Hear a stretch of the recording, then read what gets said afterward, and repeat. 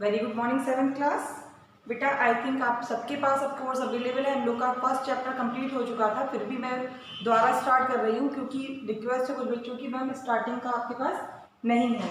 तो क्या करना है आपको, आज चैप्टर स्टार्ट करने से पहले आ जाते हैं हम लोग वर्ड मीनिंग पर। ओके, तो फर्स्ट जो चैप्टर है सफारी एंड एडवेंचर।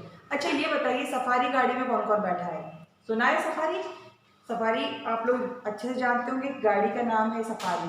तो वैसे सफारी का मतलब क्या होता है? जब हम लोग की वेकेशन छुट्टियां होती थी, अभी तो कोरोना में से कहीं भी नहीं जा सकते हैं, लेकिन हम लोग जब छुट्टियां होती हैं तो कहाँ कहाँ घूमने जाते हैं? कहीं जू देखने जाते हैं, पार्क जाते हैं, कोई तो मतलब अपना कंट्री छोड़ के दूसरी कंट्री में भी विजिट करने जाते हैं, है ना। तो जो फर्स्ट चैप्टर है आपका सफारी एंड एडवेंचर, तो इसमें साउथ अफ्रीका के बारे में बात है। अफ्रीका ले लीजिए चलिए, तो वहाँ पे एक्सप्लोर करने जाते हैं। मतलब जो सफारी का मतलब होता है आप शिकार खेलने जाते हैं।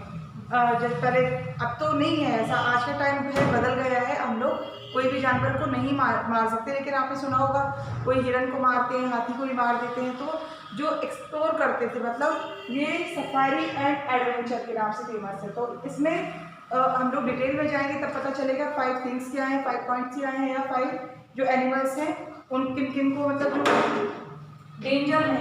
एंड डेंजरस का मतलब होता है ये सीरियसली एट रिस्क, मतलब वो विलुप्त तो होने के कगार पे। जैसे पांडा है वो विलुप्त हो रहा है, या बहुत सारे ऐसे जानवर होते हैं जो हम लोग देखते हैं कि विलुप्त हो रहे हैं। ठीक है, तो आज हम लोग वर्ड मीनिंग पे आएंगे। Only 11 words are here with meaning and their explanation. तो आप क्या करेंगे, पेज नंबर आपका है, आप लोग अपना पेज नंबर ले लेंगे। सपोज आपको इसमें बोर्ड में प्रॉब्लम आता है तो पेज नंबर 10 ओपन करेंगे, वर्ड मीनिंग लिखा है। मैंने आपको ये लिख के क्यों दिया है, क्योंकि जो आपका फर्स्ट लेटर होता है वो हमेशा ये आप कैपिटल यूज कीजिएगा। ओके, चलिए स्टार्ट करते हैं। First is primitive.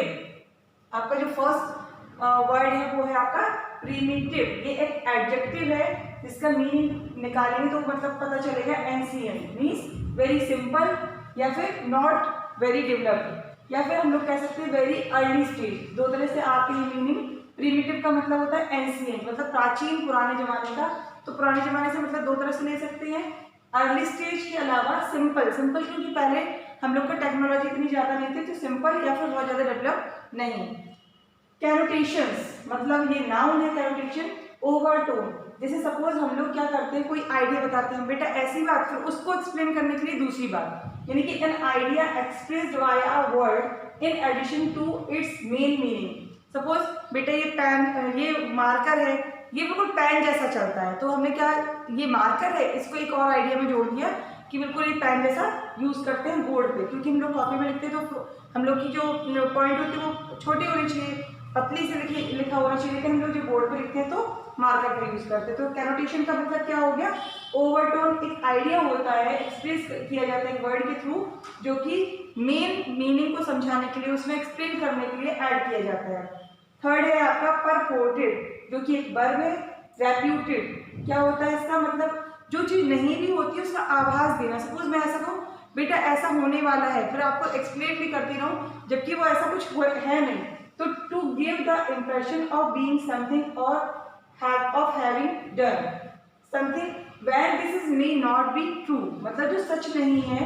परपोर्टेड या रेप्यूटेड का मतलब क्या हो गया, कोई विशेष अभिप्राय होने का आभास देना जो कि सच नहीं है।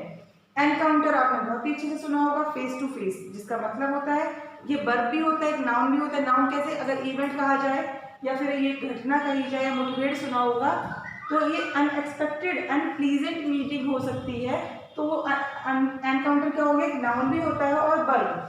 फेस टू फेस या आमना सामना, और फॉर्मली भी यूज किया जाता है एनकाउंटर जब हम लोग न्यू एक्सपीरियंस लेते हैं या फिर किसी इंसान से सडनली मिला जाता है। तो नेक्स्ट आपका 5 है आपका वर्जीनियन।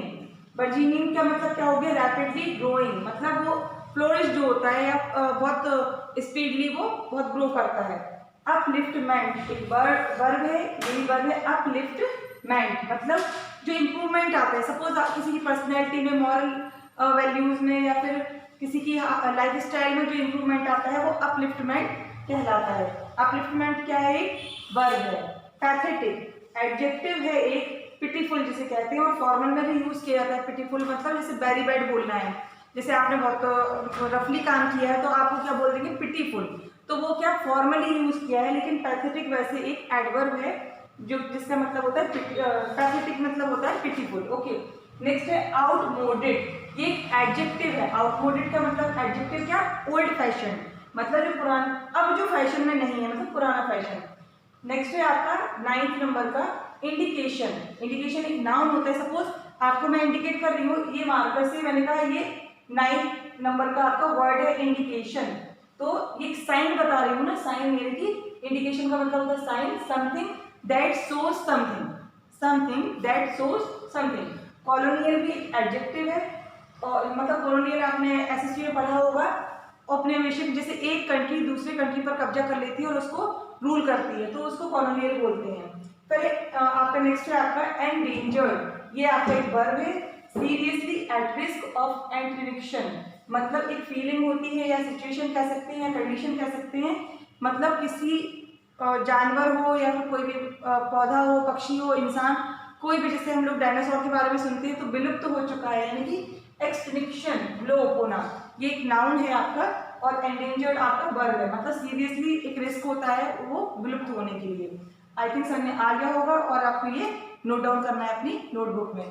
अगर आपको थोड़ा टाइम लीजिए, अगर नहीं मिलता है तो मैं आपको नोट्स बना के दूंगी। ओके, तब तक के लिए thank you, bye bye, take care.